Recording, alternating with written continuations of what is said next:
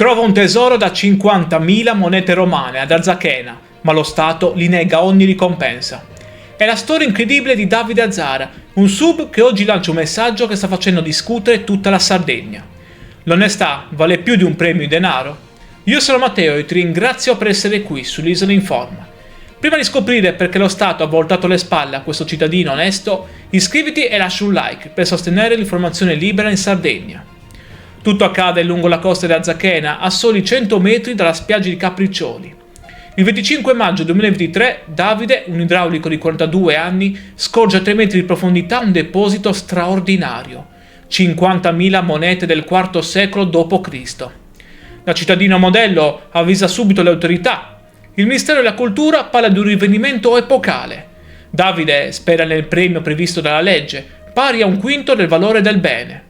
Ma ecco il colpo di scena. Il Ministero prima e il TAR poi rigettano la richiesta. Ma perché negare un premio a chi ha consegnato un tesoro allo Stato? La motivazione è gelida. Non sarebbe un ritrovamento fortuito. Davide aveva con sé un metallodetettor sul gommone. Per i giudici non è stata fortuna. Lui quel tesoro lo stava cercando. C'è chi mi dice che avrei dovuto venderle al mercato nero, confessa Davide con amarezza. Ma lui non si pente. Vuole insegnare ai suoi figli che l'onestà viene prima di tutto. È una vicenda che tocca da vicino il nord della Sardegna e che ci interroga. Lo Stato sta premiando o punendo chi si comporta bene? Oggi le monete restano allo Stato, mentre a Davide rimangono solo le pacche sulle spalle. Davide ha scelto l'onestà, ma ha ricevuto solo un no dal TAR.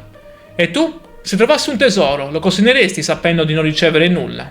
Fammelo sapere. Iscriviti per non perdere i prossimi casi della nostra isola e metti like se stai dalla parte di Davide. Grazie di cuore per aver seguito l'Isola Informa. Un abbraccio e passa una grande giornata. Ciao.